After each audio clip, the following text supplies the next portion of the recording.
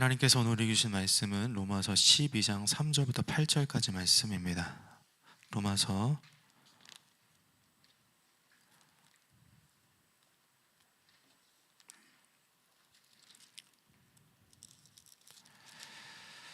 12장 3절부터 8절까지 말씀 한 절씩 교독하시고 8절 말씀은 함께 읽겠습니다. 3절 제가 먼저 읽겠습니다. 내게 주신 은혜로 말미암아 너희 각 사람에게 말하노니 마땅히 생각할 그 이상의 생각을 품지 말고 오직 하나님께서 각 사람에게 나누어 주신 믿음의 분량대로 지혜롭게 생각하라. 우리가 한 몸에 많은 지체를 가졌으나 모든 지체가 같은 기능을 가진 것이 아니니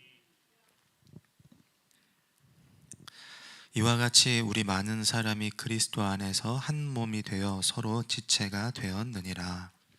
우리에게 주신 은혜대로 받은 은사가 각각 다르니 혹 예언이면 믿음의 분수대로, 혹 섬기는 일이면 섬기는 일로, 혹 가르치는 자면 가르치는 일로, 혹 위로하는 자면 위로하는 일로, 구제하는 자는 성실함으로, 다스리는 자는 부지런함으로, 긍휼을 베푸는 자는 즐거움으로 할 것이니라. 아멘. 로마서 1장 16절 17절로 우리가 기독교의 본질, 기본 진리에 대해서 나눴습니다. 우리는 예수님으로 구원받고 예수님으로 산다는 것이죠. 이제 그리스도인의 삶은 로마서 1장 17절 의인은 믿음으로 말미암아 살리라 하는 이 말씀으로 압축할 수 있을 것 같습니다. 이는 다른 말로 표현하면 왕의 자녀는 세상의 방식을 처연하게 거절하고 말씀을 따라 품격 있게 사는 것이죠. 별로 안 좋아하실 것 같긴 한데 우리 옆에 분들 바라보시면서 이렇게 한번 질문해 볼까요? 지난 한 주 고품격 인생을 사셨습니까? 이렇게 인사해 보겠습니다. 네. 고품격에 대한 의미를 잘 이해하시리라 믿습니다. 그럼 이제는 우리가 어떻게 실질적으로 살아야 될 것인가가 로마서 12장부터 16장까지 기록되어 있습니다. 로마서 12장 1, 2절은 영적 예배를 주축으로 3절부터 우리의 삶의 지침들을, 명령들을 우리에게 말씀해 주고 있죠. 가장 먼저 3절에서 8절 하나됨입니다. 우리 4절, 5절 말씀을 우리 함께 읽어보겠습니다. 시작. 우리가 한 몸에 많은 지체를 가졌으나 모든 지체가 같은 기능을 가진 것이 아니니 이와 같이 우리 많은 사람이 그리스도 안에서 한 몸이 되어 서로 지체가 되었느니라. 우리 모두가 그리스도 안에서 한 몸, 하나 된다라고 말씀하는 것이죠. 하나님은 함께하는 마음을 기뻐하십니다. 성경 곳곳에 이런 하나님의 마음이 묻어있죠. 시편 133편 1절 보라 형제가 연합하여 동거함이 어찌 그리 선하고 아름다운고. 마태복음 18장 20절 두세 사람이 모인 곳에 나도 그들 중에 있느니라. 또 로마서 8장 28절 우리가 알거니와 하나님을 사랑하는 자 곧 그의 뜻대로 부르심을 입은 자들에게는 모든 것이 합력하여 선을 이루느니라 그 말씀하죠. 하나님의 마음이 로마서를 통해 우리에게 전달되고 있지 않습니까? 하나님은 우리가 손을 맞잡고 함께하기를 간절히 원하신다는 것이죠. 이를 위해서 우리가 각오를 해야 합니다. 숭고한 가치는 숭고한 희생이 따르기 마련이죠.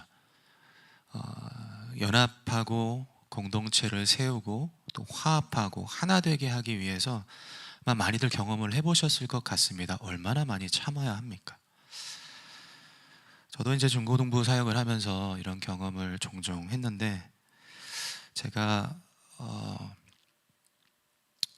중고등부 예배를 마치고 이제 2층에 중고등부실에서 아이들 떠들고 정신없게 그러고 있는데 한 학생이 갑자기 제 엉덩이를 탁 치고 지나가는 거예요. 제가 저희 어머니와 제 아내를 제외하고 제 허락 없이 저희 엉덩이를 친 사람이 처음이에요, 이 아이가. 그때 너무 당황스러워가지고 얘가 미친 거 아니야라고 속으로 말을 할 뻔했는데, 얘가 정신이 나간 것 같은 막 그런 느낌이 제 안에 들었었습니다. 근데 더 혼란스러웠던 거는 제 아내의 반응이에요. 아내한테 이런 일이 있었어? 라고 하니까 뭐 그럴 수도 있지라고 하는 거예요. 마치 제가 나쁜 사람인 것처럼. 그래서 그때부터 되게 막 이 제 안에 심한 내적 갈등이 막 이제 시작이 되는 거예요. 얘가 이제 악의적으로 한 것 같지는 않은데, 내가 얘를 매도해버리면은 중고등부가 막 술렁술렁 할 것 같고, 나만 참으면 공동체는 평안한데, 도저히 이해는 안 되고, 굉장히 인고의 시간이었습니다. 너무 고통스러웠어요. 근데 지나고 나서 보니까 참길 잘했다 하는 생각을 하게 되더라고요. 그러니까 중고등부 아이들이 그 안에서 평안하고, 또 이 아이를 제가 나중에는 얘가 리더가 됐거든요. 학생 리더가 돼서 교회를 이렇게 잘 섬겨 나가는 그러기도 했습니다. 하나님의 공동체를 화목하게 세우는 가치는 대가가 있죠. 만약 여러분이 하나 되어야지 하면서 참고 인내하고 견뎌내고 있다면 잘하는 거예요. 때론 모욕적인 말을 듣는다면, 때론 연합하기 위해서, 때로 화합하기 위해서 억울한 누명을 쓰기도 하고 모욕적인 말을, 그런 상황이 우리 가운데 처한다면 여러분은 진정 하나님이 기뻐하시는 고귀한 삶을 살아내는 것이죠.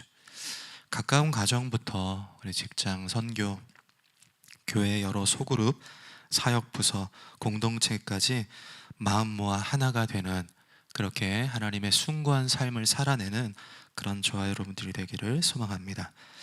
그럼 우리가 어떻게 하나 될 수 있을까라고 질문을 해볼 수 있을 것 같습니다. 오늘 전체 말씀의 주제입니다. 우리가 하나 된다, 연합한다, 혹은 우리가 가정 안에서 부부 사이에, 부모와 자녀 사이에 좀 틀어진 관계가 있을 수 있고 사이가 서운해질 수도 있습니다. 그럴 때 여러분은 어떻게 하십니까? 오늘 말씀이 이 부분에 대한 답을 제시를 하고 있죠.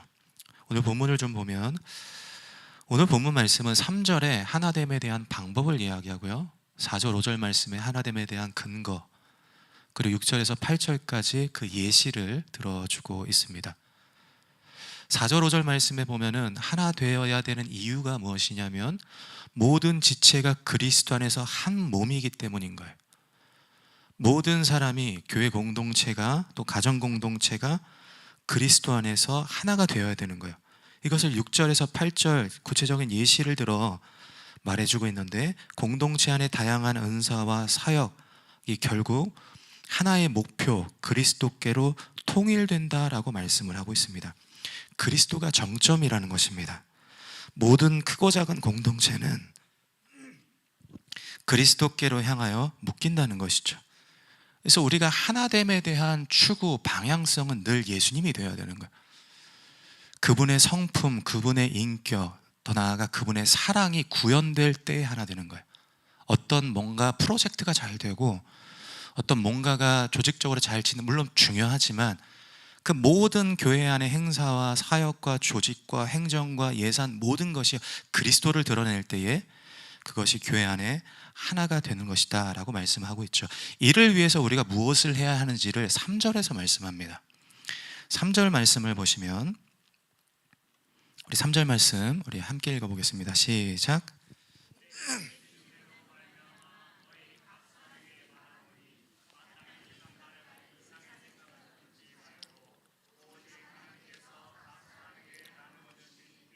분량대로 지혜롭게 생각하라. 아멘. 여기서 말씀을 쭉 읽어보시다가 이게 이 3절 말씀이 하나 되는 방법이다, 이렇게 지금 우리에게 하나님께서 계시해 주고 있는데, 아마 우리가 생각하는 방식하고 많이 다를 거예요. 말씀을 읽어보시면서 여기서 뭔가를 캐치해낸 분도 계시겠지만, 여기 보면은 각 사람은 누구를 가리키냐면 성경을 읽고 있는, 말씀을 듣고 있는 우리 한 사람 한 사람입니다. 그러면 그리스도 안에서 한 몸을 이루어내는 키워드는요, 저 사람이 아니고 내 자신입니다. 그렇죠? 저 사람 때문에 하나 되지 않는 게 아니고요, 나 때문에 하나 되지가 않는 거예요. 이 말씀을 하고 있는 거죠.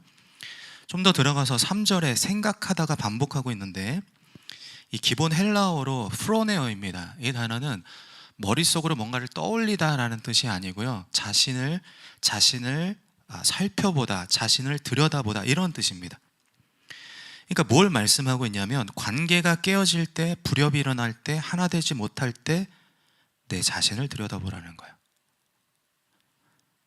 내가 바뀌어야 하나가 된다는 거죠. 그런데 우리는 어떻게 생각합니까? 저 사람이 바뀌어야 된다라고 하죠. 가정에서 배우자와 의견이 충돌이 있을 때 누구 때문이라고 하십니까? 아이가 방문을 걸어 잠그고 있을 때 누구 때문이라고 하십니까? 직장에서 팀이 불화가 일어날 때, 혹은 교회 안에 누군가가 불편할 때 누구의 잘못이라고 여깁니까? 그래서 우리는 어떻게 합니까? 어쩌면 상대방을 어떻게든 바꿔보려고 자꾸 안간힘을 쓰는 거예요. 이거 이렇게 하라고, 양말 좀 제대로 벗어 놓으라고, 뭐 이런 표현들을 쓰는 거죠. 근데 해봐서 아시겠지만 잘 안 됩니다. 저는 몇십 년 동안 남편이 양말을 제대로 벗은 적이 없다는 얘기를 들은 적도 있어요. 어느 아내분이 하시는 얘기가. 오늘 하나님이 우리에게 말씀하시는 바는 이거죠. 화합은 저 사람이 아니라 내가 변하는 것이라고. 그래서 은혜가 필요한 겁니다. 노력이 아니고요, 내가 어떻게 해서가 아니고요, 내 안에 있는 자기의 의지가 아니고요, 은혜로 되는 거예요. 우리가 보면 아시겠지만 남도 그렇지만 우리 자신도 잘 안 바뀌어요. 근데 말씀의 핵심은 내가 바뀌어야 된다는 거죠. 그래서 주님께서 하셔야 된다는 겁니다. 로마서 1장 16절에 구원하여 주시는 하나님의 두나미스 능력은 외적인 기적뿐만 아니라 우리의 속사람을 변화시키는, 우리의 완악하고 고집세고 딱딱하게 굳은 우리의 마음을 깨뜨려 우리의 속사람을 변화시키는 능력이 된다는 거죠. 그렇게 우리를 다루어 주시는 거죠. 그럼 어떻게 변화되는가? 이런 질문을 할 수 있을 것 같은데요. 3절 보면은 두 구도로 되어 있습니다. 변화의 핵심이 무엇이냐면 마땅히 생각할 그 이상의 생각을 품지 말라 하고요. 두 번째는 뒤에 오직 하나님께서 각 사람에게 나누어 주신 믿음의 분량대로 지혜롭게 생각하라입니다. 쉽게 생각하면, 쉽게 풀면 두 가지죠. 생각하지 마라, 생각하라입니다. 그러니까 우리가 변한다는 것은, 우리가 그리스도 안에서 주님께서 우리를 다루어 가신다는 것은요, 생각하지 않는 거고요, 생각하는 것입니다. 오늘은 첫 번째 이제 부정어만 좀 살펴보도록 하겠습니다. 첫 번째 문장에서 핵심인 여기 마땅히 생각할 그 이상의 생각을 품지 말라고 되어 있습니다. 그 이상의 생각은요, 헬라어로 프로네오 앞에 하이퍼가 붙습니다. 프로네오가 자신을 살펴보다죠. 그럼 하이퍼, 거기에 지나치게 과장되게가 앞에 붙은 거예요. 그럼 뭘 말씀하고 있냐면 자기 자신을 본래보다 지나치게 높게 생각하는 것, 이거 하지 말라는 거예요. 내가 있는 그대로 내 모습이 있는데 그것보다 사람들이 자기를 지나치게 높여서 생각을 한다는 거예요. 여기는 두 가지를 내포하고 있는데 이 두 가지를 같이 살펴봄으로 우리가 어떻게 하나 될 수 있는지 그 정답을 찾아가면 좋을 것 같습니다. 첫째, 마땅히 생각할 그 이상의 생각을 품지 말라는 것은 모든 것을 자기 중심으로 이해하고 판단하지 말라는 거예요. 사람은요, 자기의 경험과 생각과 자기의 판단을 통해 다른 사람을 해석하거든요. 그래서 사람은 이런 것들이 본능적으로 자기를 먼저 생각하고 자기를 먼저 위하고 자기 중심성으로 기울어져 있어요. 그러니까 사람은 자기를 먼저, 이기적이라는 거죠, 사람이. 저는 이 사진 찍는 것도, 사진 찍히는 것도 별로 이제 안 좋아합니다. 근데 일전에 천안성전에 제가 가서 이게 설교를 하고 이제 나중에 유튜브에서 제가 설교한 것을 이제 들어보려고 들어갔는데 제 얼굴이 대문짝만하게 이렇게 거기 썸네일이라 그러죠. 사진이 이렇게 탁 붙어 있는 거예요. 아니, 저한테 허락도 안 받으셨는데, 그래가지고 제가 이거 고소해야 되나라는 생각이 잠시 스쳐 지나가긴 했는데, 생각해보면 그분이 저의 웃는 모습을 찾으려고 얼마나 고생했을까 싶은 거예요. 영상을 엄청 돌려봤고 제가 잘 안 웃잖아요. 막 돌려보다가 한 커트 거기서 딱 찾아가지고 찍어서 그렇게 올려놨다고 생각하니까 그것도 감사하다라는 생각을 하게 됐습니다. 그만큼 저는 이제 막 이렇게 얼굴 나오는 걸 별로 안 좋아하는데, 예전에 이제 그 선교 갔다가 단체 사진을 찍고 그리고 내려와서 이제 선교사님이 단체 사진을 저한테 보내주셨어요. 그 아내한테 얘기를 하니까 아내가 자기 얼굴 잘 나왔냐고 그러더라고요. 그래서 제가 무심코 이제 사진을 봤죠. 제가 누구 얼굴부터 갔겠습니까? 제 눈이 자동적으로 제 얼굴로 가더라고요. 사진을 별로 안 좋아하는데도 불구하고 이런 거 보면서 사람이 자기도 모르게 자기를 먼저 생각하는구나, 막 그런 생각을 제가 하게 되었습니다. 문제는 이런 자기중심적인 성향이요, 다른 사람을 보고 이해하는데 편향성으로 기울어 있다는 거예요. 그러니까 내가 나를 먼저 생각하기 때문에 다른 사람에 대한 판단, 평가, 그 사람에 대한 내가 알고 있다는 지식까지도 왜곡될 수 있다는 거예요. 심리학자 데이비드 마이어스는 에고센트리즘을 주장하는데, 현대인들이 나를 중심으로 타인을 이해하려고 한다는 겁니다. 상대방의 말과 행동과 상황 등을 자기의 성격과 경험에 비추어 해석을 한다는 뜻이에요. 사람 이런 말 하잖아요. 사람 보면서 이건 저런 거야, 당신이 하는 말은 이거야, 또 당신의 행동은 그 사람의 행동을 보고 이 사람은 이런 사람이네, 혹은 저 사람은 저런 사람이네, 이렇게 지레짐작을 하게 된다는 것이죠. 마치 이제 상대방을 알고 있다는 듯 우리는 쉽게 착각을 한다는 것입니다. 이렇게 내 기준으로 누군가를 판단하다 보면 의뢰 이상한 점이 발견되죠. 내 눈에 보기 좋은 사람이 몇 명이나 되겠습니까? 여기가, 이 지점이 갈등의 불씨가 일어나는 지점입니다. 저 사람의 행동 때문에 불화가 일어나는 게 아니고요, 그 사람의 행동을 내가 나쁘게 해석하기 때문에 불화가 일어나는 거예요. 나를 중심으로 상대를 읽으려고 하기 때문에 관계가 나빠지는 겁니다. 그런데 철학자 자크 데리다가 이런 얘기를 했는데, 사람은 타자, 그러니까 상대방을 온전히 이해할 수 없다, 이렇게 주장을 합니다. 맞는 말이죠. 우리가 그 사람이 수십 년 동안 뭘 보고 듣고 배우고 뭘 먹고 어떤 경험을 하고 습득하고 어떤 환경에서 자랐는지를, 그 사람의 단면을 보고 어떻게 다 이해를 할 수가 있겠습니까? 우리는 타인을 안다고 말하면 안 됩니다. 판단해서도 안 되죠. 반대로도 마찬가지입니다. 누군가 여러분에게 여러분의 존재를 비하하는 발언을 할 수 있어요. 심하게는 쓰레기다, 버러지 같다, 너 이상하다, 넌 그거밖에 못하냐, 못됐다, 나쁘다, 이런 말들을 누군가가 여러분에게 할 수 있죠. 여러분, 상처받을 필요 없습니다. 그건 여러분이 그런 사람이기 때문이 아니라 말하는 그 사람이 그런 삶을 살아온 거예요. 그렇게 해석을 한 거예요. 그 사람의 삶의 가치가 거기에 있는 거예요. 그러니 그런 말에 대해서 우리가 전혀 요동할 필요가 없다는 것이죠. 어쨌든 우리가 이렇게 자기 관점에서 타인을 이해하려고 하는데, 여기에서 이제 분열과 이제 불화가 일어나게 된다는 거죠. 교회도 그렇습니다. 로마 교회는 본래 이제 유대인들이 개척을 했는데, 후에 이제 글라우디오 칙령에 의해서 유대인들이 쫓겨났다가 다시 돌아와 보니까 이방인들이 벌써 이렇게 교회를 막 이끌어가고 있었거든요. 그때부터 서로 간에 이제 불일치가 일어나기 시작했죠. 표면적으로는 인종이 달라서 그렇다, 언어가, 또 문화, 교육 배경 등의 차이 때문이다, 그래서 서로를 탓하는 것처럼 보이지만 그렇지 않습니다. 유대인들은 율법을 배경으로 이방인들을 해석했고요, 이방인들은 로마의 지식으로 유대인들을 해석했습니다. 그래서 다툰 거예요. 상대를 자기 기준으로 가늠하려고 하니까 어그러질 수밖에 없는 것이죠. 그래서 3절 말씀하는 것입니다. 마땅히 생각할 그 이상의 생각을 품지 말라. 다시 말해, 자기 생각의 기준으로 상대를 보지 말라는 거죠.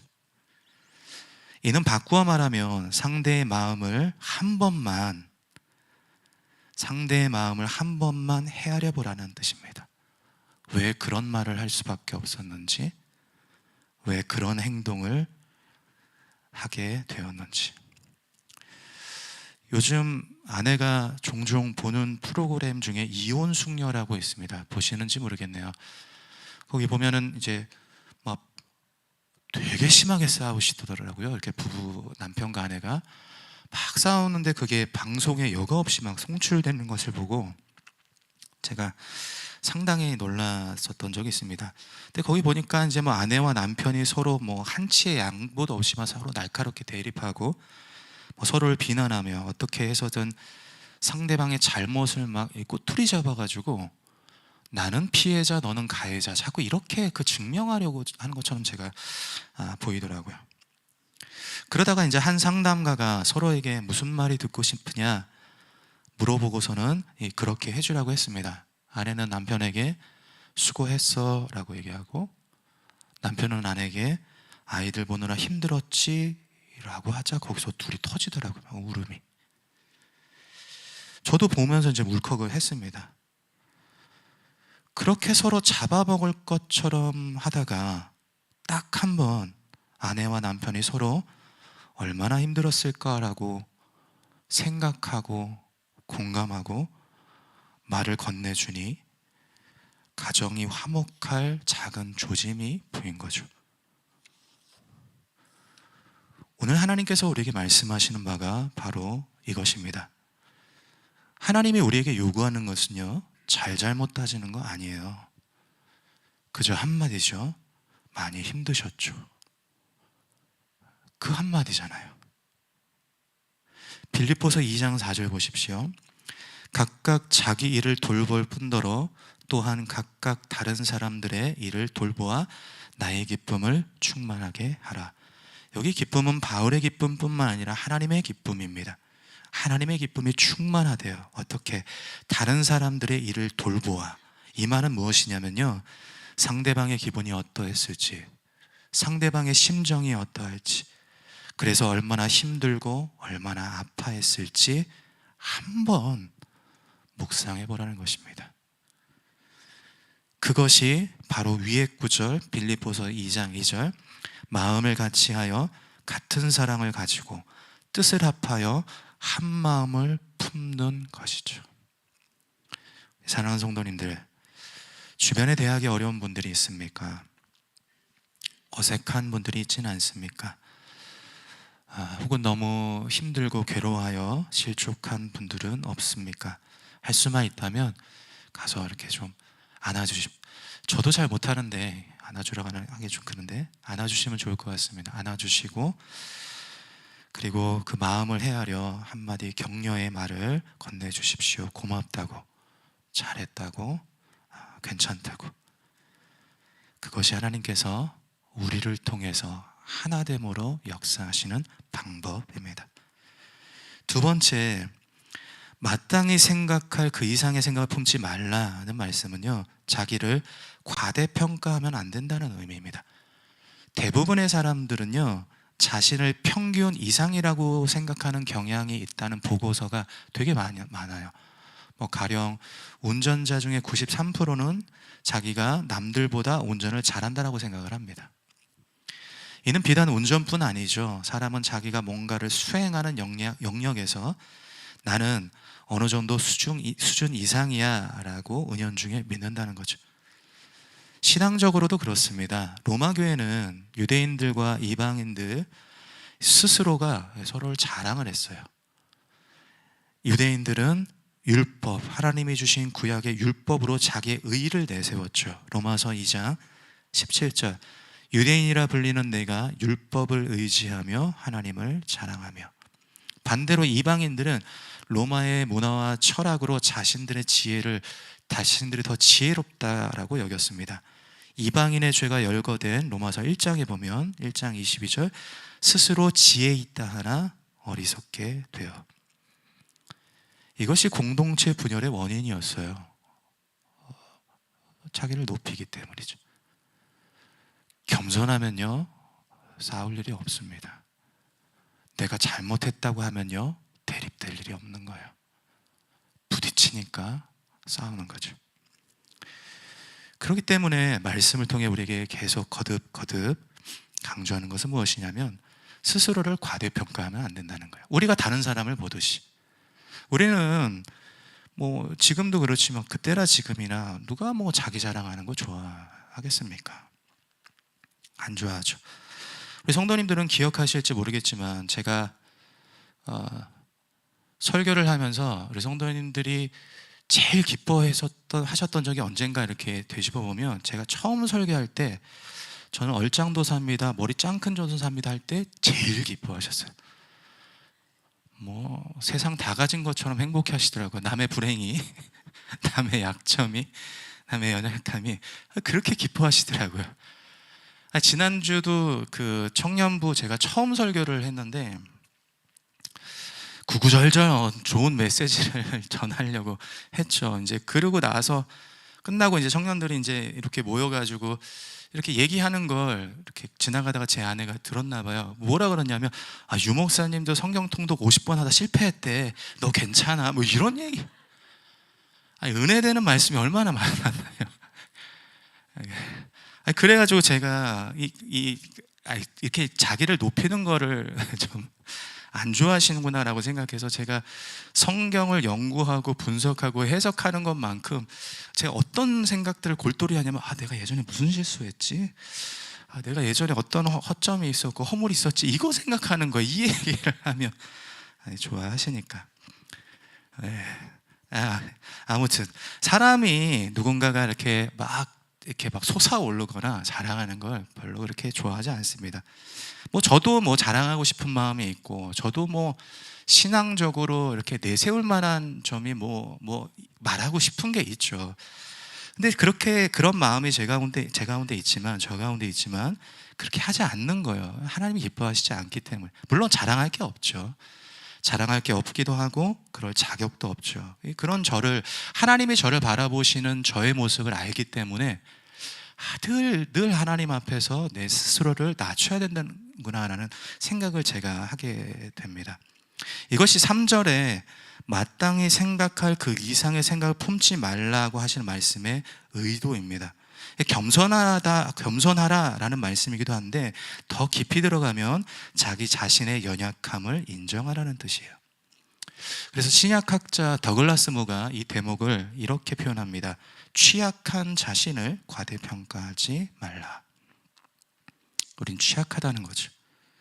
우리는 깨어지기 쉽습니다.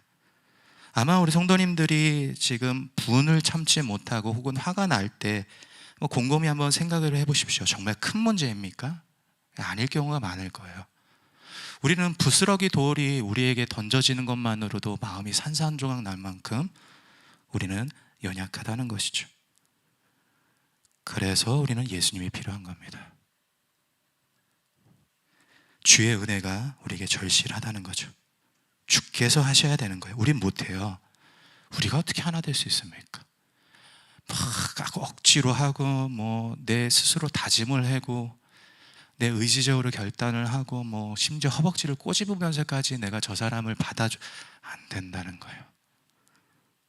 우리가 하나 될 수 있게 하는 것은 예수님이에요. 은혜가 모든 깨어진 관계를 수복한다는 것입니다. 로마서 5장 10절에 보면 예수님은 십자가의 죽으심으로 원수된 하나님과 우리 사이를 화목케 하셨어요. 그리스도의 십자가가 우리와 하나님 사이에 있는 모든 담을 허물어내신 거예요. 근데 이 원리가요, 사람들 사이에서도 그대로 적용이 됩니다. 우리와 하나님 사이뿐만 아니라 나와 껄끄러운 사람, 나와 불편한 사람, 내가 피하는 그 사람 사이에 십자가가 들어가야, 그 은혜가 들어가야 그 사이를 허무는 거예요.